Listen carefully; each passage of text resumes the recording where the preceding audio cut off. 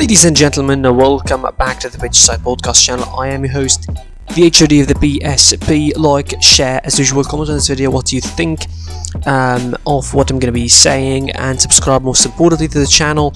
Enable notifications to receive all the updates of these videos and the other content on this channel. Follow us on social media. I'm at PSP on Twitter, Pitch Side Pod on Instagram, and of course you can listen to the podcast on Spotify, Google Podcasts, or any other platform. In the last couple of days I didn't have a chance to talk about this, certainly because of the technical issues again I'm facing frequently, but now I have the opportunity to talk about one of the biggest transfer news, or soon to be news, that broke out really over the last couple of days. David Alaba leaving Bayern Munich for Real Madrid. It is, according to the marker, a done deal. Now, the details of this deal are not being yet too much specified.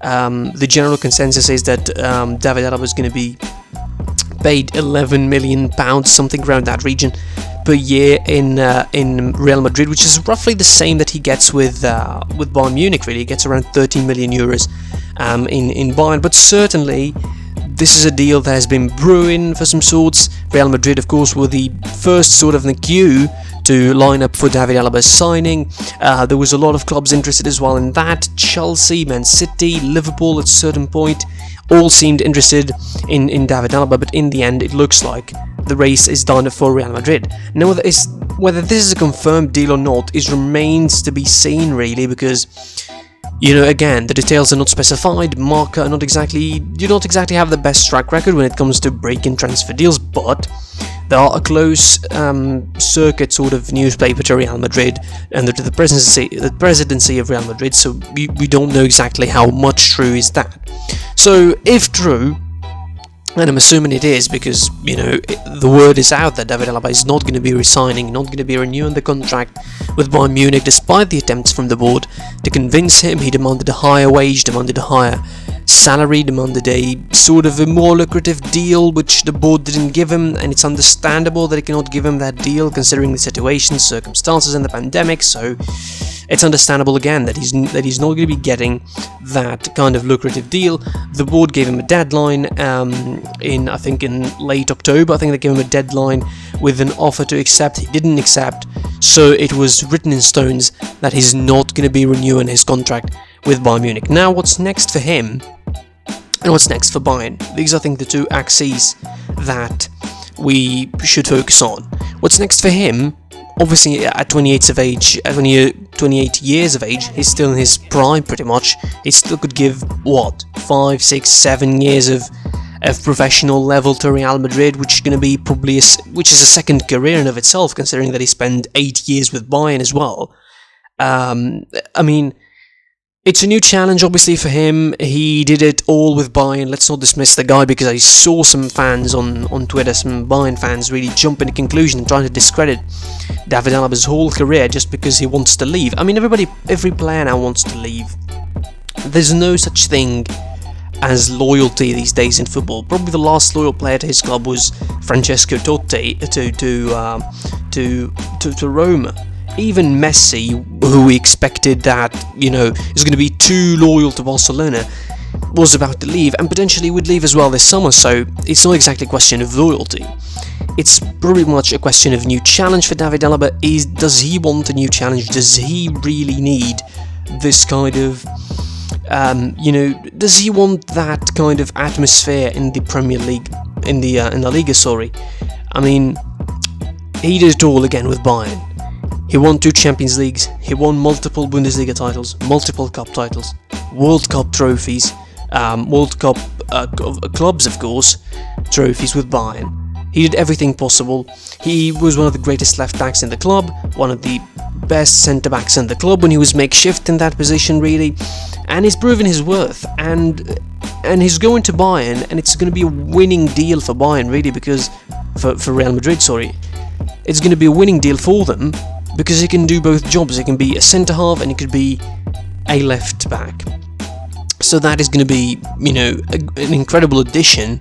A left-footed centre-half, which they don't have, I think, at Real Madrid. I think Eder Militao is, but he's not being played that much. And it looks like he was going the other way around if Bayern Munich cannot bring Upamecano in the summer. That's what I think the whole situation is.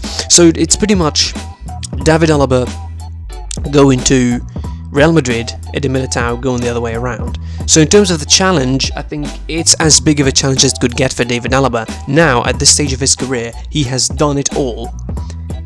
He probably wants to explore new clubs now, new challenges. It's the same probably for Ramos and Real Madrid, who probably will leave this summer as well. Like, there's a whole lot of rumours and innuendo about him leaving the club to Liverpool, to Man City, to PSG. There's a whole host of names as well. So as a replacement for Ramos, it's going to be great probably for David Alaba to explore new challenges at that club and try and win different trophies at Real Madrid, winning La Liga and Copa del Rey. Try and be a part of a Champions League winning squad for Real Madrid, although it seems very, very far at the moment for that club. So again, it's a new challenge, and it's a new experience for him.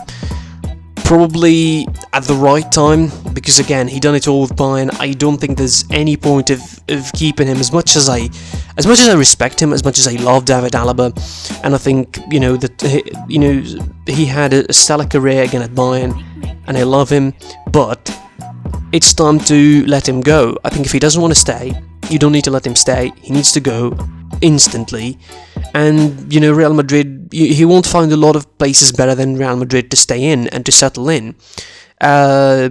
Hopefully for him, he will find the success that he wants. Now we're going to be talking what's next for Bayern, the other side of the coin. So if David Alaba is gone, that's a vacancy in centre half, and obviously the first option we think in your mind is like, okay, considering the squad, you put Lucas Hernandez in that position, and you put Davis at left back, but also you have to consider that Boateng is leaving as well. So it's not exactly,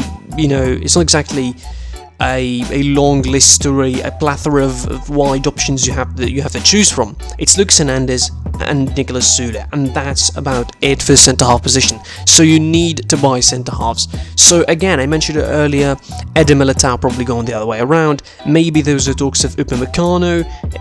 Everybody seems interested in Upamecano. His release clause is 45 million euros, so if you don't trigger that this summer, who knows by next season how much worth is going to be. Maybe 70-80 million euros, and I don't see Bayern paying that much of money. So I think for 45 million euros, you get Upamecano, it's probably the best deal you would ever get.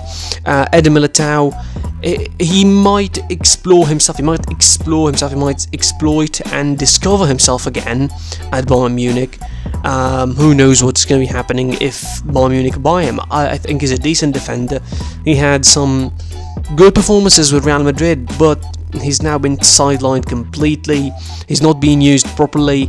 Of course, he was used yesterday against Alcoyano in the Copa del Rey, losing effort for Real Madrid, so that is not boding well for him. He scored the goal for them, but he didn't have the best of games exactly because he wasn't fresh legs, he wasn't having the rhythm of competition as the other players were.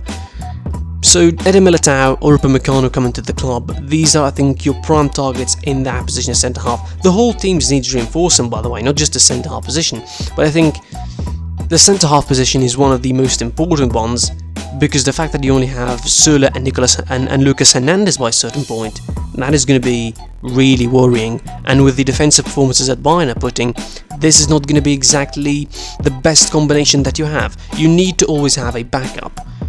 I mean, obviously you're not going to be bringing Upamecano as a backup, but if you bring Eder Militao as a serious backup, like as someone who is going to be used very often, that is going to be quite the case, and you rotate, I think, between Lucas Hernandez and Alphonso Davies at left back until one of them really finds the top form that could secure his place at that left back spot. So for Bayern, it's a question of who they buy next, Eder Militao or Upamecano, or they bring them both. I don't think they have the money to bring them both, because even Eder Militao, as much of low value as he has now in Real Madrid after being benched for the full season now, I don't think that he's going to be sold for less than 20 or 25 million euros. And if you combine that with a release clause for Upamecano, that counts for 70 to 75 million euros, and I don't think Bayern are going to be paying that kind of money. The last time they did was for Lucas Hernandez, and he took a year at least to get going in Bayern because of injuries, of course, and lack of fitness. So at the moment, I think it's Upamecano, prime target for centre-half position. Bayern should be going heather and yond to get that player for the club.